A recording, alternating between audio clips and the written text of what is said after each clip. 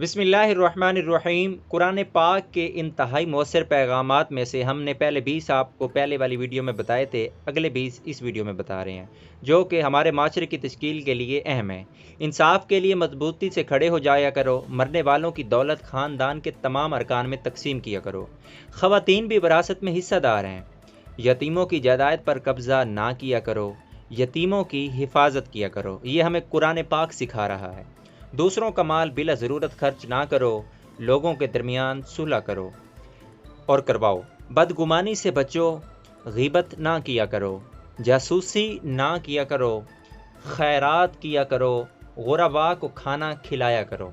ज़रूरतमंदों को तलाश करके उनकी मदद किया करो। फजूल खर्ची ना किया करो।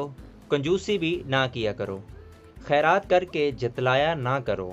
मेहमानों की इज्जत किया करो। नेकी पहले खुद करो और फिर दूसरों को तलकीन करो। ज़मीन पर बुराई ना फैलाया करो। लोगों को मस्जिद में दाखिले से ना रोको।